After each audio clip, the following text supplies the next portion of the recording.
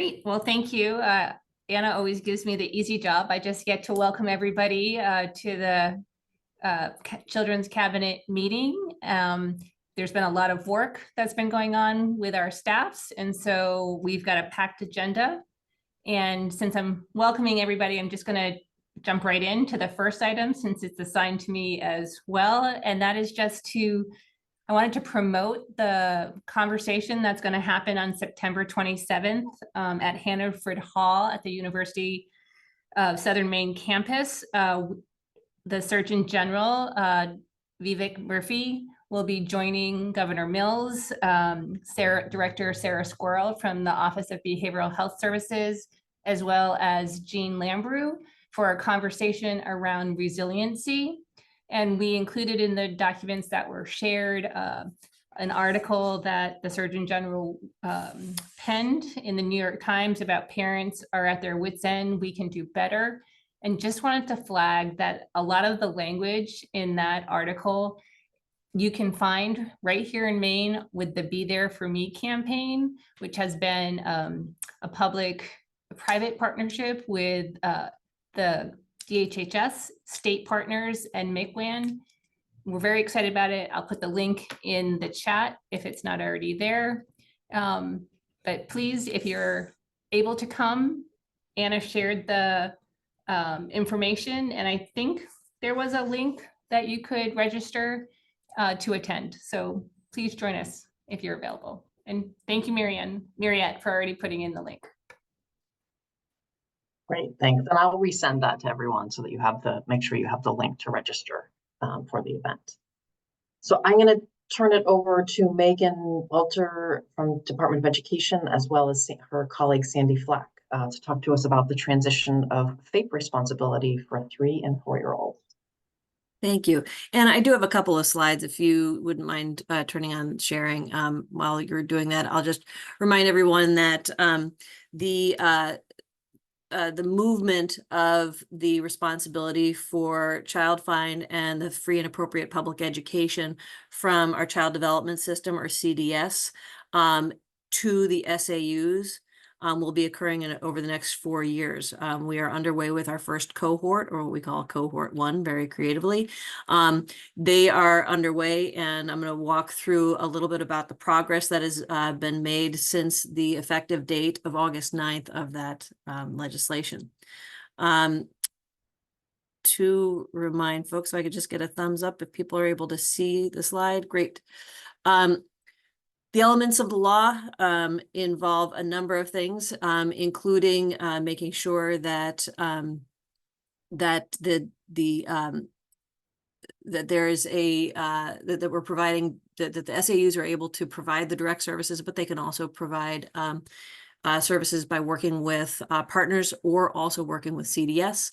The department also needed to put together a funding formula and implement the funding formula, as well as determine a means by which we're going to be collecting data to determine actual cost of providing these services to the children. This bill does require that the state pay for 100% of the cost of providing special education services, as well as the general education setting in which those services have to be delivered. So as you can imagine, there's a tremendous amount of nuance and a lot of details that have needed to be determined.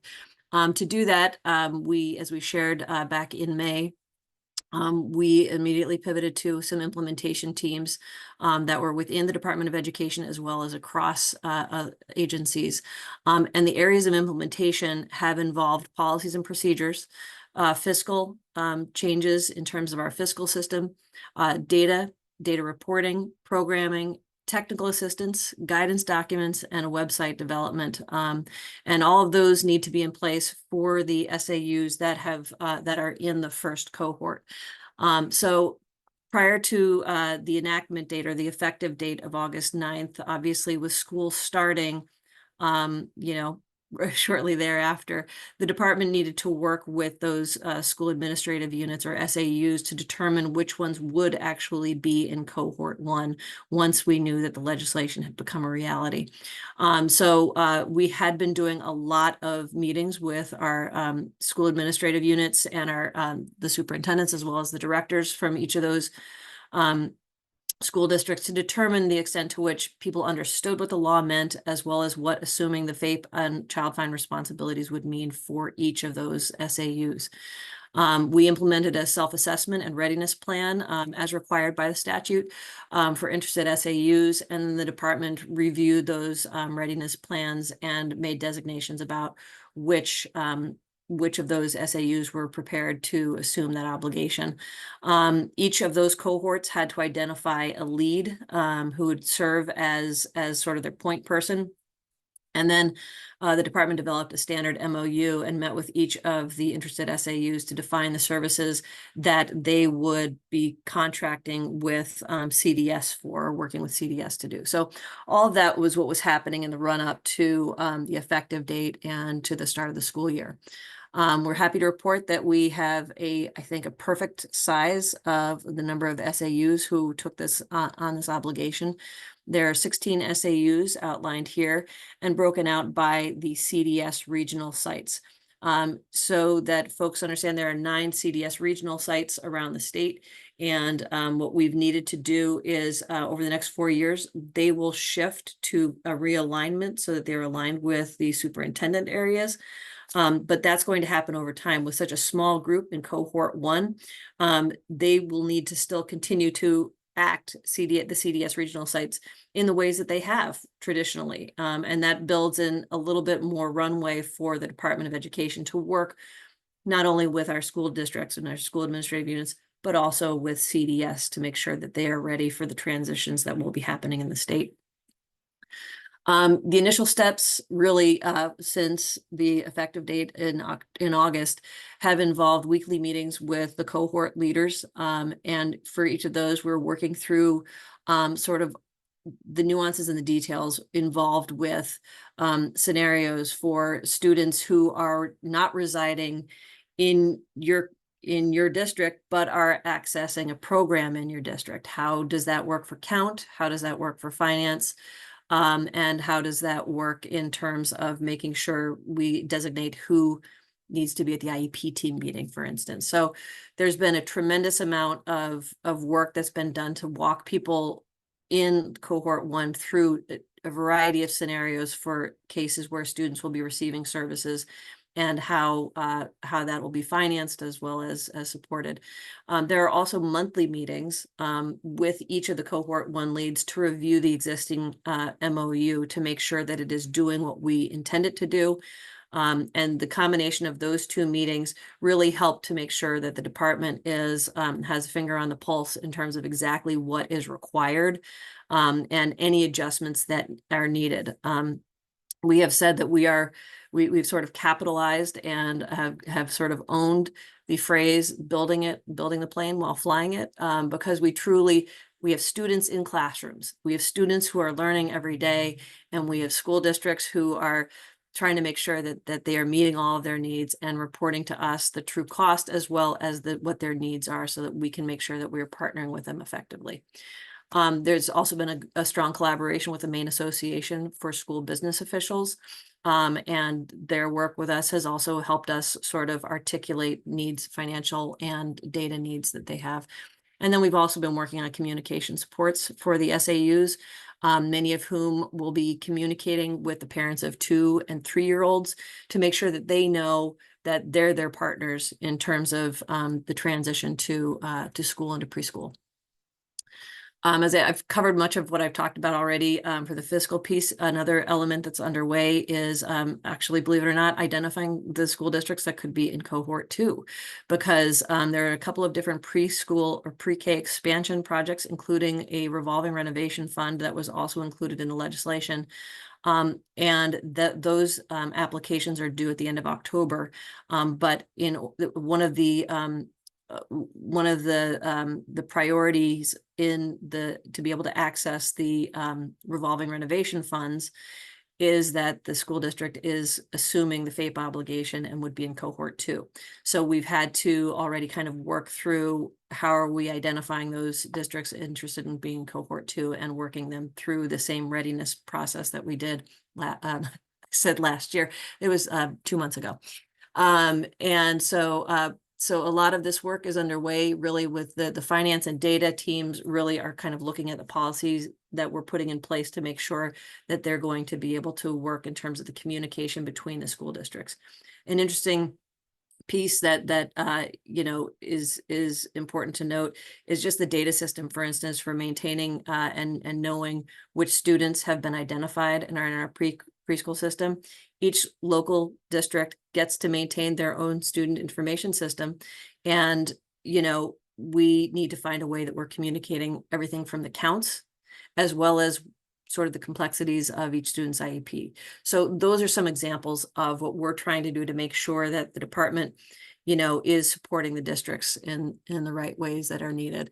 The other piece that I would say is happening, and we're very grateful for the cross-agency partnerships and the work that's happening, particularly with OCFS and with our early learning team, who has been supporting us and working with us around ways that we can make sure that we are identifying and mapping where the licensed providers are in the state, so that as SAUs are coming on board and expressing interest, they know where there are opportunities for private and public partnerships.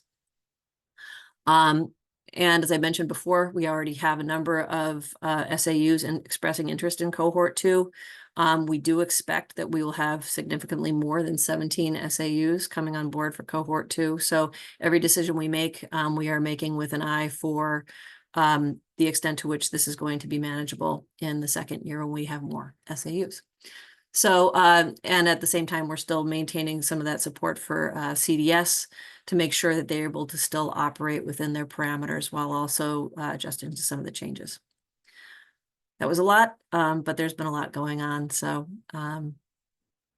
Sandy and Aaron, if I forgot anything, please chime in. I think you did a great job. Any questions for Megan? Okay. Thanks, Megan, for the very quick, yet very thorough explanation of all that's happening as you guys help to support this transition. I just want to provide one other quick update, and then we will jump into our presentations around our early childhood education system. I wanted to let folks know that we're continuing our work around our BEST initiative, working with the Forum for Youth Investment. So just to remind everyone, Maine was chosen as one of 5 states to participate in the Forum for Youth Investment's Building Ecosystems statewide for thriving youth. So we have a cross-agency team that includes staff from the Children's Cabinet, folks who've been involved in the Children's Cabinet work from Department of Corrections, Department of Education, DHHS, which includes staff from Maine CDC, as well as Children's Behavioral Health Services, and then staff from the Department of Labor. Through this cross collaboration and coordination, we are working on really identifying how we together as the agencies working together can really strengthen and improve youth programming, particularly for youth who are disconnected from schools or from schools or other institutions. And they're often referred to as opportunity youth. And so that's really the target. The Forum for Youth Investment is supporting us they're providing support for compensation for people with lived experience. So we have 3 young people who are involved in this work, as well as a parent, and we'll be expanding out to have a youth peer advisory group as well. And really to kick off this work, the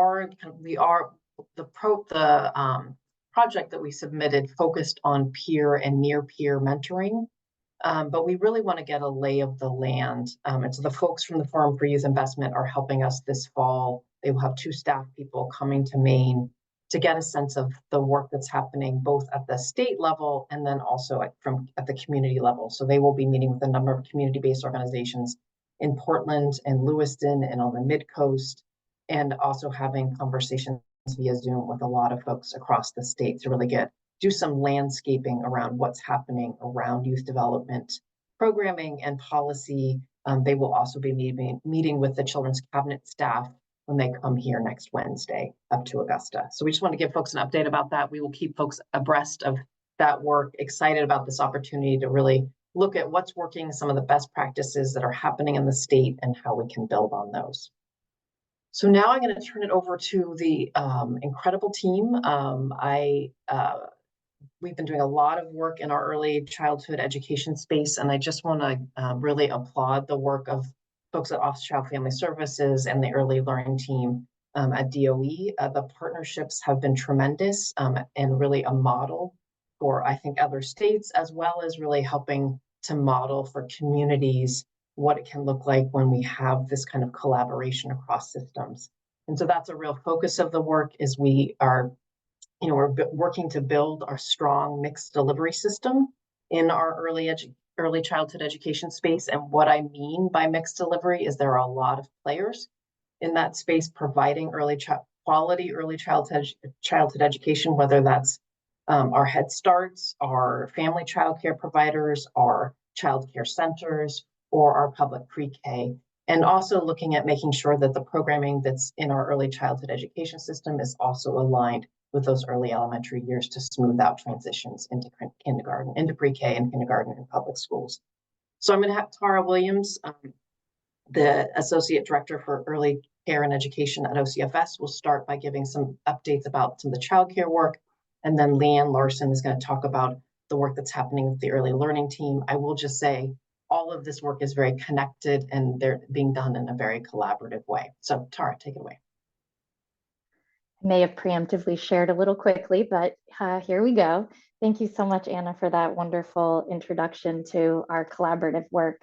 I thought I would start today just making sure that we kind of are all grounded in the same knowledge of what the Early Care and Education Division does at the Office of Child and Family Services, because there's been so much growth and change over the last few years, and kind of highlight where some of our key collaborations are as well.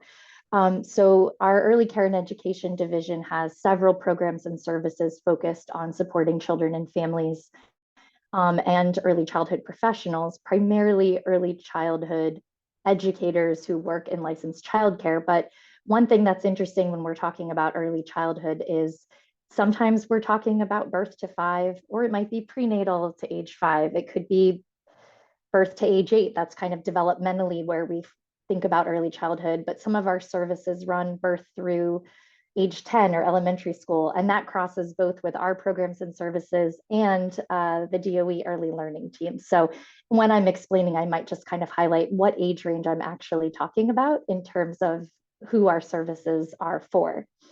And so in our core work around supporting the early childhood workforce of teachers and staff, for those who work in licensed childcare, we have a salary supplement system focused on supporting their compensation. For that same workforce, but also often overlapping into the professionals who work in public schools who can access some of these same services, we also, through a contract with Main Roads to Quality, have early childhood education training and courses, some focused more specifically on childcare, like health and safety training, and some that is focused on the wider early care and education sector, like training around inclusive practices and preschool Maine early learning development standards. We also at our office have a childcare program and childcare workforce navigators. We provide support for earning credentials and degrees, including through apprenticeships and associate and bachelor degree scholarships. That's a lot of our core work around the early childhood workforce. And then thinking about serving parents and families, we have the childcare affordability program, providing the childcare assistance that helps make getting some wonderful early care and education for your child more affordable, as well as the childcare infrastructure grants. And I'll give a couple quick updates about these programs in just a moment.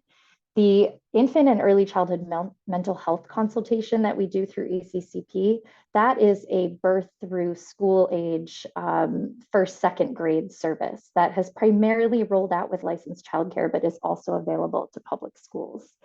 And then many of you have heard about and gotten updates over the last couple of years on Help Me Grow Maine, where we have a central access point for parents to access early childhood resources, developmental screening, and referrals to services for families. And this is one of those kind of prenatal to age 8 spans in terms of our services. We support parent leadership programs like Parent Ambassadors, and a program that's being piloted right now that's around a model of regional and local coordination between childcare, Head Start, and school districts, with increased supports for access and quality, is called First for Me. So all that is happening, and that is a lot of our core work.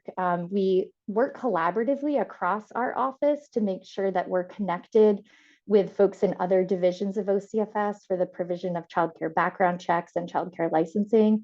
And then even more recently in the last year or so, the development of a new childcare management system called Baxter.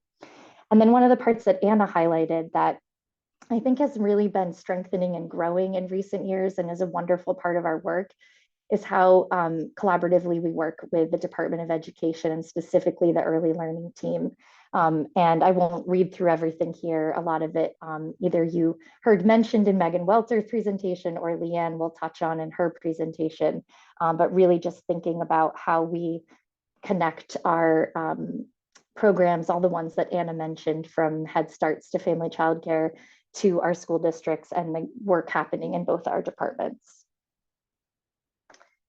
So I'll start with a quick update about our childcare infrastructure grant program, because that has been going on for a couple of years, an initiative of the governor through the Maine Jobs and Recovery Plan using federal ARPA funds. And it is really exciting to see the amount of expansion in access to childcare services that this grant program is able to support.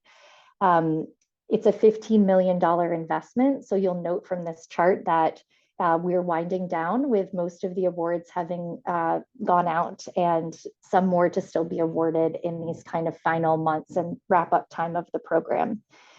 The types of awards are divided up into those that go to family childcare, our smaller home-based programs that may serve anywhere from 6 to 12 children, or our childcare centers. And they can either be for the expansion of that program, or a startup of a new program. And you'll note kind of in the categories, they can start up through renovations or expand through renovations, expand through new construction, or the startup could be through a renovation of a building or a new construction or an acquisition.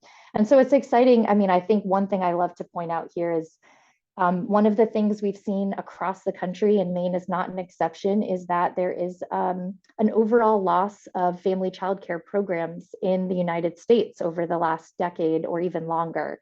There's been, it's kind of been an aging population of people who started family childcare, and as they retire and close their programs, less have opened. So it's really wonderful to see such a great number of awards helping 96 family childcare programs start up in Maine. I love that as part of this program, as well as the expansion of childcare centers. And all of the licensed slots that have grown through this program or are expected to grow as renovations and construction finish. So our salary supplement system has had some growth and change that I wanted to make sure to highlight so we're all aware of how that program is developing over time. You may recall this started with federal investment with COVID relief funds during the pandemic, and it was $200 a month per staff member, teacher or staff working in childcare. And that continued as a $200 per month as we wrapped up using those ARPA funds and transitioned to using state funds. Then last fall in November 2023, it shifted into the design of the program that had gone through the state budget, which is to be a tiered system that is connected to our early childhood workforce registry, or Maine Roads to Quality registry. This registry has a career lattice with 8 levels. And I didn't outline it all here, but I'd be happy to answer any questions or provide more information. The levels connect to years of experience, credentials, and degrees. And so we divided these salary supplements into 3 tiers. And the first tier is for anyone that's at level 1, 2, 3, or 4, which when the program launched was $275 a month. In the chart below, you can see it's now $240. The second tier supplement was at $415. It's now at $360. And the third tier was $625 a month. And in this fiscal year, it's now $540. Quickly speaking to that change, it is a program with capped funding. So it is not something that we like to do to lower the salary supplements, but it is kind of showing also the success of the program, because more and more early childhood educators, teachers, and staff are enrolled in it, are submitting their documentation to show their credentials and degrees, or are earning those credentials. And so they are moving up in the tiers, which means that they earn higher tiers, more funds go out from us. So that is what we've seen in the program. And I'll show you a little bit more detail about that on this slide. You'll see here, it outlines tier 1, 2, and 3, but also says level 0. So just to quickly note, when someone is hired in a childcare program in Maine, they go right onto the registry, but they may not yet have their documentation that shows their years of experience or any credentials or degrees or college credits they're bringing into their job. So they often, they start at a level 0 and then quickly get put into the correct level once that documentation is submitted. So on any given month, we have some people who've just entered the system and aren't yet at a place to be designated at a level and get their salary supplement. So that's that level 0 over there. But what you're seeing, for example, across the top is that in November of 2023, we had 4,653 of our staff working in childcare getting those tier 1 salary supplements, and 814 getting the highest supplement at tier 3. And then most recently, the data from August 2024 is 4,977 getting the tier 1 at the bottom of that chart in the second column. And over in the tier 3 column, 1,087 getting the tier 3. So as you look down the columns, you'll note there's more staff generally accessing the stipends, accessing higher stipends. In the total column, you'll see kind of a steady trend upward in numbers. And then in the last couple months, a little trend downward. We've had a couple programs close, a couple changes that had some less staff accessing the salary supplement, but overall growth since the tiered system launched. So now let's talk a little bit about the childcare affordability program, because this program has also had some significant changes and expansions this year. I gave a presentation back in May where to the Children's Cabinet, where we talked a little bit about how we were looking at approaching how we set childcare rates in our state. I've reshared a couple of the same slides just to recall that presentation and kind of the approach that we took and that states are being asked to take, which is to look at both prices and costs.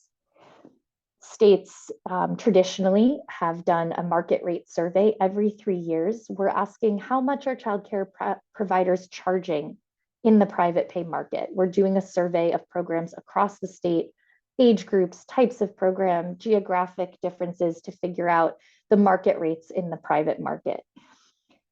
The federal government started encouraging and then requiring for states to also do a narrow cost analysis. And Maine started that several years ago and has added in a more detailed cost analysis, including the development of a cost modeling tool to look at the current costs of running a childcare in Maine and what we would call here in quotes, the true cost. So what would the cost be at different levels of quality? Or if we're able to hit target wages, that may be a goal to have adequate compensation that is connected to degrees and credentials.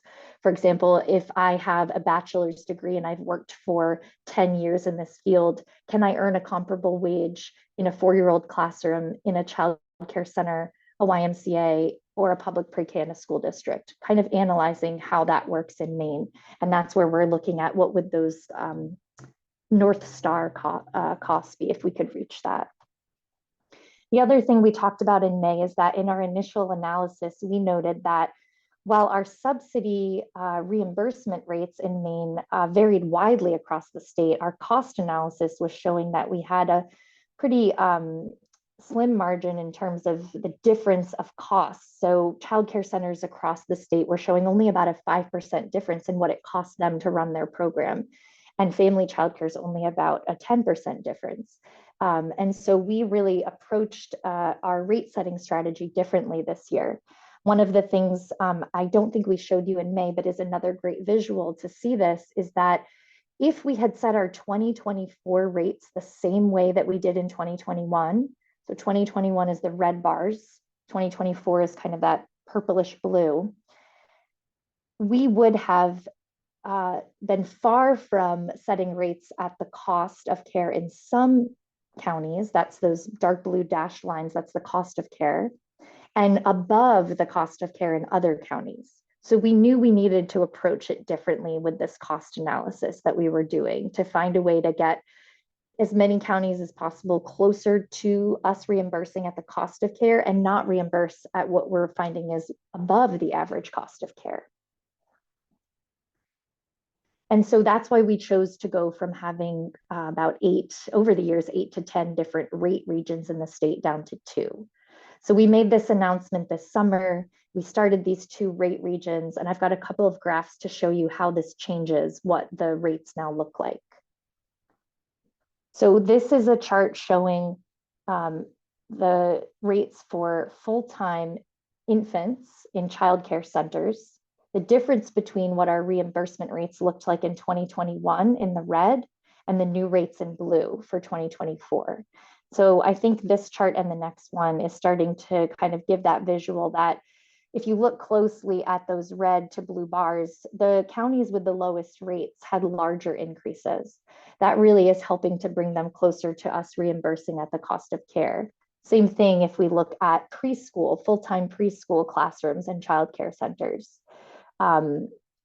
Rates went up more for some counties than others. It brought people to a more even and equitable rate.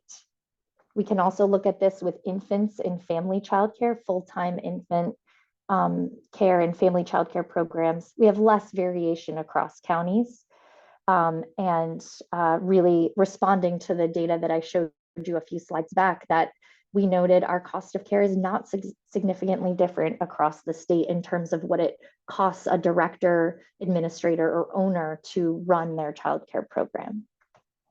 And lastly, preschool in a family childcare program full-time, the rates that we reimbursed at in 2021 versus now in 2024. So the charts look pretty similar because the strategies that we used were to address kind of the same issue that we were seeing across age group and region. The other big change this summer was the fact that our program expanded to go from serving families at 85% of the state median income to serving families that have a household income up to 125% of state median income. This chart is available on the OCFS website, and families are able to look at their family size, if they have 3 people in their family, 4, 5, 6, and what their annual income is, or they can look at it by monthly or weekly income. And I really wanted to highlight this with you all today because I think there are a lot of families in Maine who do not realize that they are income eligible, and that may not have even realized before this July that they always have been income eligible at the 85%, but especially now with this increase. From some of our work with the Center for Early Learning Funding Equity, we know that in some counties in Maine, it could be 60 or 70% of families are income eligible. And in other counties, it could be up to 80 or 90%. So we definitely want families to know that this program exists and that the eligibility has gone up. And so now more may be able to access. And I'll just, as I close out, give you a quick preview of some rule changes that have come this year federally. And I've put this into 2 slides to highlight 2 types of rule changes. They both have to do with the Child Care Development Fund. That's what CCDF stands for. And that's our block grant that we get to fund a significant amount of the work and investment we have in Maine around early care and education and childcare specifically. It is the main funding source of subsidy of the Child Care Affordability Program. And so the rules on this slide are really highlighting the new requirements or things that are encouraged that focus on our payment practices, the way that we work with childcare programs. And so the federal government is asking states to pay our reimbursements on the enrollment of children and not the attendance of children, to adopt prospective pay, which means just like we as a parent would pay in the private market, pay at the start of a week or 2 week period rather than reimbursing, and other specific requirements here. And then the last one, this slide is to show you the changes in the way our program works with families. So the federal government is requiring that we cap what our families would pay in their co-payments in our program at 7% of their household income. Currently, our state goes up to 10%. And then an encouragement that we look at possibilities for ways that we could waive co-payments for some families. And the federal government gives states a lot of examples of the types of family situations we could choose to waive co-payments, as well as giving agencies and departments the ability to pick other ones that they so choose. So that's a lot. I'll stop there and see, Anna, if we have anything to add or questions. Any quick questions?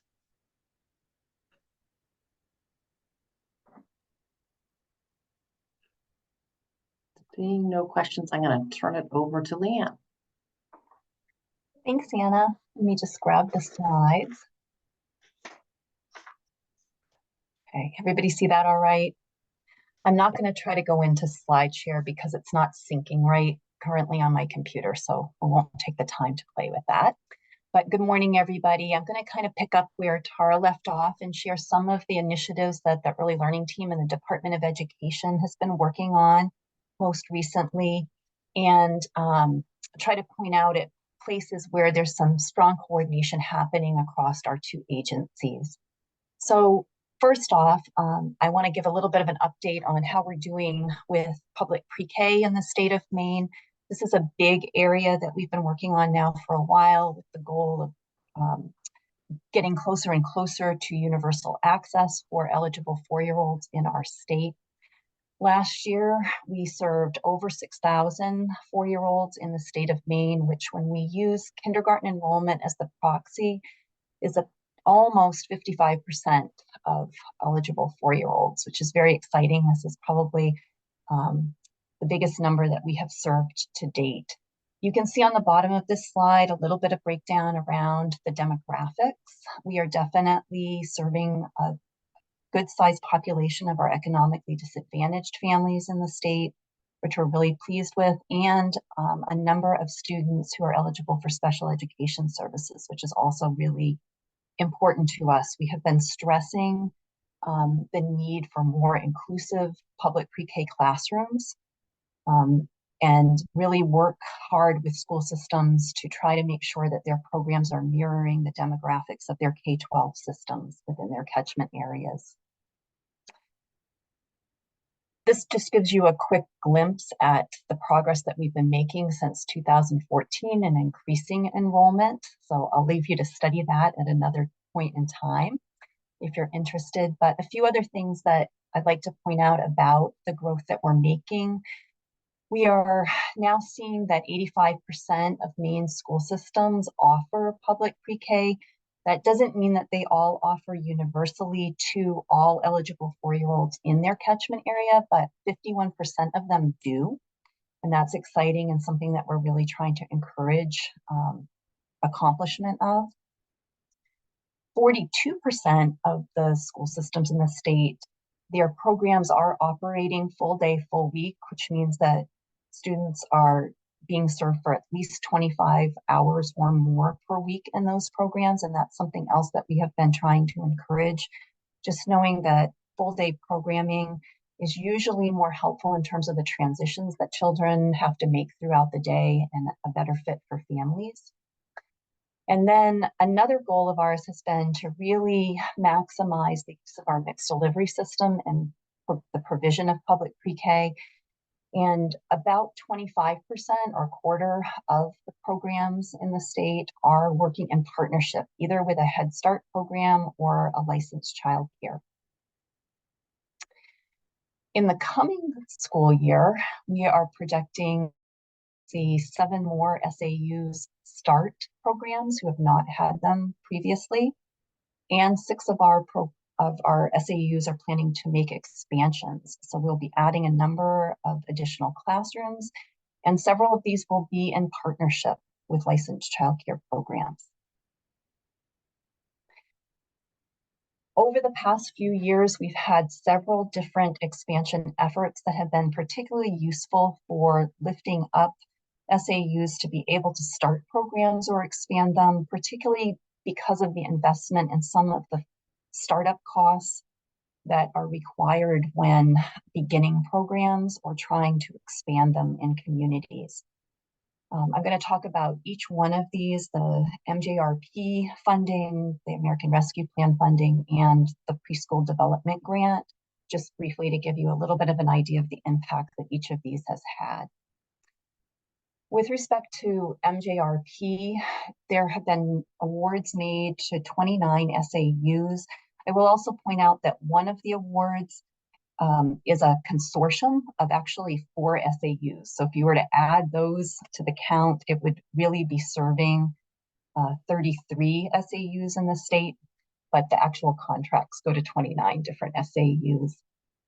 And so you'll see that we've run 3 different rounds, and within that, we have also supported the formation of 10 partnerships between SAUs and community-based providers. And excitingly, 27 of those 29 supported full day, full week programming. In the next slide, you'll see a little bit of a breakdown of the data just from the Maine Jobs and Recovery expansion project from last school year. This particular project served over 1,000 students across the state. And you'll see a breakdown of the difference between the number of new slots that were added versus the number of slots that are reflective of expansion of time that's available. So that would be programs that moved from being part day or part week to full day, full week programming.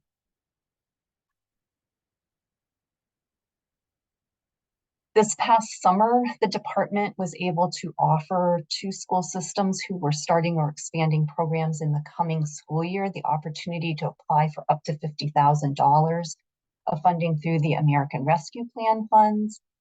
They needed to also be ensuring that they are serving children with special needs. And this was something that we did in order to support the cohort 1 a set of school systems that's taking on responsibility for the provision of special education programming that Megan spoke about earlier. Grant awards were made to 12 SAUs, and this funding had an expedited timeline. School systems only had the summer months through the end of September to be able to obligate these funds. But I think that what we've heard is that the investments have also been really helpful in getting programs up and running.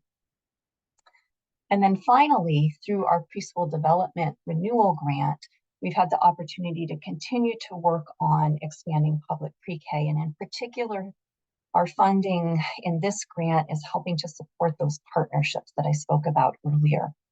It's enabled us to add a specialist position on the early learning team that's really designed to work on cultivating the partnerships between school systems and community-based providers in order to establish more programs within the mixed delivery system. It's also supporting the work of a pre-K advisory team that is taking a look at many of the different aspects of public pre-K that we need to potentially make some adjustments to in order to enhance the use of our mixed delivery system in the state of Maine. That team's been meeting monthly. They've been taking a look at a number of different areas, but in particular, really honing in on the funding streams, how we are credentialing, the types of credentialing that we expect, governance structures, and program standards for programs. And so they are going to be studying a couple of different partnership pilots that we will be supporting through the PDG grant, one that is already underway, and supporting 2 partnership sites in the state, one in Scarborough and one in Sanford, that have each added a classroom through a partnership with a community provider. And then we're working currently on the design of a second pilot that will support next school year, that will also feature partnerships with community providers. And the role of the advisory team is to take a look at how those pilots are playing out and learn from those experiences, so that in the end that they can issue some recommendations for how we could improve Chapter 124 in the way that we partner and really maximize the use of the mixed delivery system. In order to help support more cultivation of partnerships, one thing that we're also doing this year through PDG grant funding is providing some technical assistance support to communities that want to explore partnership opportunities. And that will result in some mini grants that will help build those partnerships. What we're finding is that this is an area that it can be really helpful if communities have enough time to explore ways in which they can support each other across the mixed delivery system. And sometimes the starting place is not the adoption of public pre-K program, but maybe a partnership that allows them to support children and families in another way, but that builds towards potentially offering public pre-K. So we're trying to be responsive to that. I'm going to shift gears a little bit and talk about a few of the other projects that the Early Learning team is working on.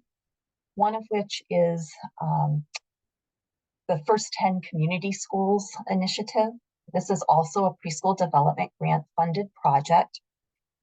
As this group I know is aware, we have several projects going on across our state that really try to capitalize on the coordination of the work that a school system does with its community partners and providers. One of those is based over at the Office of Child and Family Services, and Tara touched on that briefly. It's the First for Me initiative, which really supports the birth to school entry span. In the Department of Education, we also have a strong community schools initiative that works on coordinating programs for children and families across whatever span a public school system happens serving. So if the school serves pre-K to grade 5, that's maybe where the focus is, sometimes middle school level. In this particular project, it's kind of a flavor of a community school. It's called First 10 because it's geared to focus on the first 10 years of a child's life. So it's marrying together both the years that a school might serve, but also the years leading up to. So in some ways, it's sort of like melding First for Me and a community school model together. And it focuses very strongly on helping to improve collaboration for teaching and learning, coordinating comprehensive services, and developing strong partnerships with families. And so in Maine currently through the grant, we are funding 7 sites across the state. These sites get direct support from both a dedicated position that's based within the early learning team at the department, but also through support in a contract with Education Development Center. EDC is the developer of this particular model, and they provide a good deal of coaching support to the sites in their first couple years of implementation. And so between the coordination of our specialist position and EDC, they are helping to support the implementation of this model in those sites across the state. Each one of the sites has a family outreach coordinator position that's charged with coordinating the efforts of the day-to-day implementation, but also a leadership team that exists in each one of the communities that is made up of not only folks from the local school system, but a number of positions within community providers across those communities in which these are serving. This will give you a little bit of an idea of where these particular sites are located across the state. And I do want to point out that interestingly, 2 of them, one in Sanford, which is the number 3 York, and the one in Aroostook County, the Limestone Caswell site, also have First for Me initiatives going on. And so they're doing a lot of work around coordination of those 2 initiatives, which is exciting. And we're studying that in the evaluation of both of the projects. And then also we have 2 locations that have both First for Me and community school grants operating. And that would be RSU 9 Cape Cod Hill and the Deer Isle Stonington site. And so we're getting a chance to see how those pieces might work collaboratively. And I think this will be very helpful for us in the future as we think about funding for this type of a model. Just to give you a quick flavor of what some of the really interesting work coming out of the first 10 initiatives. This is an example from the Sanford area that shows how they have approached transition to kindergarten across their community with a really thoughtful plan for engaging families. They are also using something that they call bus stop pop-ups, which is a strategy that they're coordinating with their local United Way that's designed to help encourage more attendance in school and to reduce the chronic absenteeism rate in their community. And then in Limestone and Caswell, you'll see a photo here from a Play and Learn group, which is a strategy that's widely used in First 10 initiatives to help reach down into the early years in communities and begin to build relationships between school systems and families and children. It's kind of a 2-generational approach, and it's a really key strategy that's implemented. And then this year, as the school year was starting, the Limestone and Caswell schools hosted a community fair to invite families to come in and learn about a lot of the different resources that are available to them, including sharing with them some of the what they call their top 10 books, which are books that they try to get out to childcares and libraries in the community so that all children have had a chance to hear those books before they're coming into school. And then finally, with this particular initiative, it's very closely linked to a state level team that we have that has representation from all of these different initiatives that work on full student and community collaboration efforts. And so that team continues to work. And it's been a really nice way of making sure that we're staying in touch with each other and maximizing the benefit of all of our work. And then finally, just to highlight a few of the other PDG related projects that are focused on transitions for children across the whole early childhood span and the alignment that we're trying to really strike to ensure that those transitions are really smooth. There are 4 other projects that we're investing in. One of them is a kindergarten entry inventory pilot. I know that the Children's Cabinet for a long time has been interested in having of an entry inventory that helps us to better understand the impact that we're having on children prior or as they're coming into our schools, but something that's also going to help inform the work that kindergarten teachers do every day, and that can be something that they're able to do as part of their ongoing instruction. And so we have both an advisory team and an implementation team. And the advisory team is a very nice mixture of perspectives that's helping to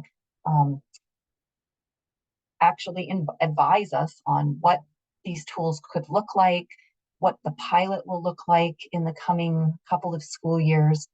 But the implementation team is made up specifically of kindergarten teachers, and they are currently test driving some of the different tools that we might want to think about using in a more rigorous pilot. There are teachers from across the state on this team, and so it's really exciting to see and learn from them before we set up something that's a little bit more formal. We are also engaging in a technical assistance series this year for communities that are interested in building out transition to kindergarten teams and plans, and they will be eligible for some mini grants when they have those plans built. We continue to invest in the interdisciplinary instructional programs for the pre-K to grade 2 span. Very excited that we are finally to the point of launching grade 2 with a pilot this year. So by this time next year, all 4 of those programs will be available. They are all open source, and we do provide training to schools in their use in the summer and across the school year. This past summer, we trained over 250 educators in the pre-K to grade 1 programs. And then finally, we continue to support the Leading Early Learning Fellowship, which is an opportunity for elementary principals to really dive into all of the facets around early childhood. And so this is our 4th cohort that is getting ready to kick off in October. That's a lot, but I'll end there. And if anyone has any questions, I'm happy to jump in and answer them. Thanks, Leanne. Any questions for Leanne or for Tara? Leanne, this Yeah. is your colleague, Erin.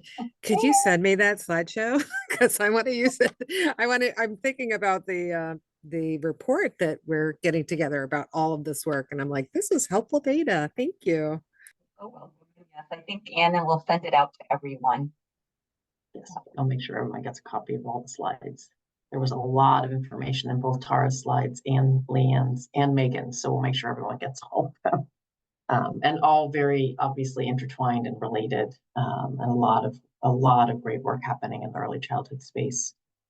And I just say that there's different, I mean, Leanne and Tara pointed out that we have a real mix of funding within this space, from state to federal, and then at the federal level, a lot of different funding sources. And we really are trying to blend and bring funding together to make sure that we are leveraging as many opportunities as we can and getting money out to the communities as well.